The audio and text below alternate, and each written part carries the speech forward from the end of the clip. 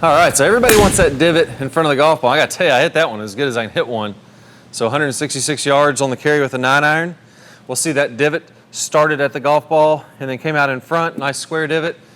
So why is that so hard? Well, there's actually one small thing that once you tweak this, it makes it way easier. So you see, we've all heard how to get the divot in front. I'm gonna spare you tons and tons of instruction because you've already heard all this before. You want to get your weight to shift slightly to the right in the backswing, and then from there, as you're making your transition, get your weight to the left, and then keep your weight left all the way through contact. That gets your low point farther in front, and that gets you to hit this golf ball first and then the ground in front. You see, there's a problem with that though, because when most people do that, they end up doing something like this. Right? I thinned it, I came down way over the top and steep, and I swung to the left. Basically a giant slicing motion. So when you get that divot in front, you're coming in steep to the ground, you're kind of chopping into the turf, it's this glancing, not very solid contact, and then the ball ends up either dribbling across the ground because you hit it thin at the equator of the ball, or it's just way inconsistent. Maybe a 1 out of 10 or 15 feels pretty good. So the key to this is I shift my weight to the front, but I keep my upper body behind the golf ball. So here's what I mean by this. If you look at every single tour player, what you're going to see is that yes, you do see a weight shift to the front. And if I'm using a golf ball here, let me give you a couple really good checkpoints to make sure that you're doing this the right way before I kind of show you the secret to making this work. But I do get a slight weight shift to the right. In my transition, I get my weight to the left. And when I'm coming to contact, I want my right foot coming off the ground, meaning that I'm clearing over to my left side. And I want my left shoulder or my left armpit to be slightly in front of the golf ball. This is putting me in a position to where I can hit the golf ball first and then release down in front. Here's the kicker, here's the key. If I do this and my shoulders are level, meaning that my right shoulder and my left shoulder are slightly the same height, that's going to be this right shoulder coming steeper, kicking the club out here, and it's an over-the-top chop. That's the bad result that we just talked about and saw on the screen. Here's what I want to do. I want to do that exact same motion. Weight shifts to the left, right foot comes up off the ground, my hips and my body are clearing out of the way, just like we've all heard.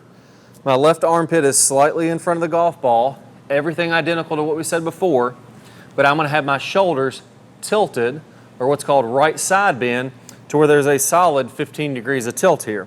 Now what that does is that puts me in a position to where I'm behind the golf ball, I'm coming from the inside now, so this club, instead of kicking over to the right and being steep with my shoulders level, all of a sudden I tuck those shoulders, I'm getting the club from the inside, I'm coming in nice and level with the ground rather than chopping down into it. So let's go ahead and try that again. A little weight shift to the left, everything opens up, armpit in front, and then from there, tilt the shoulders about 15 degrees to the right. That puts you in the position where you can come from the inside like we just talked about. Now once we feel that, we're just going to recreate that same thing, and that allows me to get my weight left, still hit that draw that's inside out. If you don't do that, it's just impossible to hit that draw, and it just kind of stinks when the contact isn't as good as you'd like.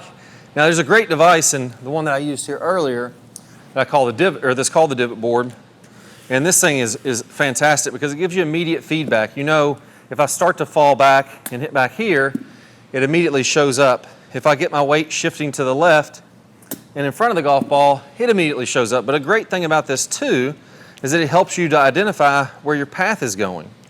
So if I get that level shoulders over the top, my divot looks something like that. Yes, it's in front of the golf ball, but you can see that it's going way to the left like an over-the-top slice.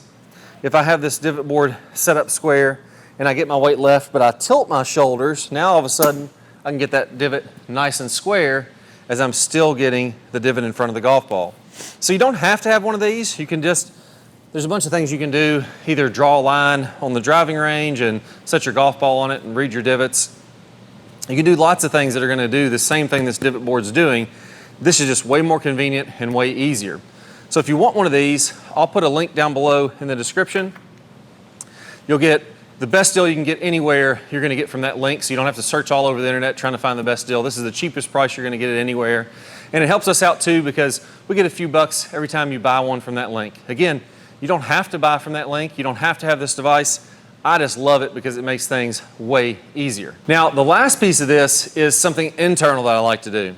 You see, I talked about how tilting those shoulders can get you in kind of a throwing position from the inside. Now, there's something called the straight line release that's one of the 5 real fundamentals that every single great ball striker does.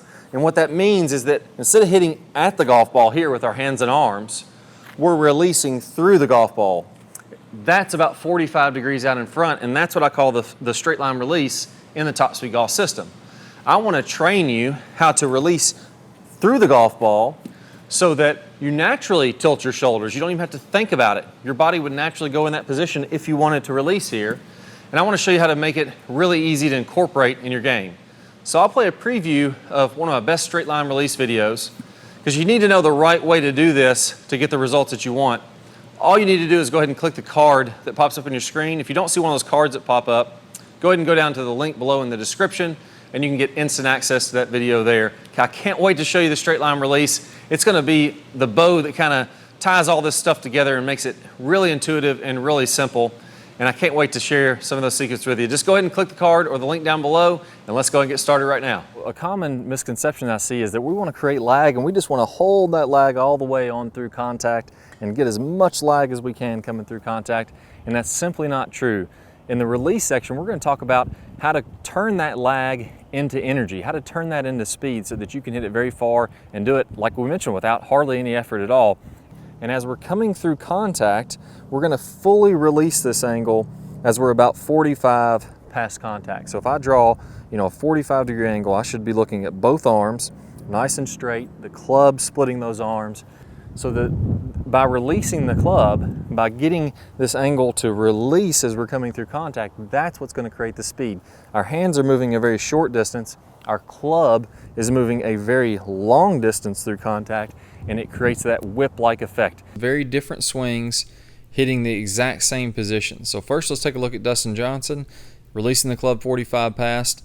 And the reason we're going to see such different swings producing similar positions is that this is the real physics of how this has to happen. Here we're looking at Sergio Garcia. Again, we're going to see tons of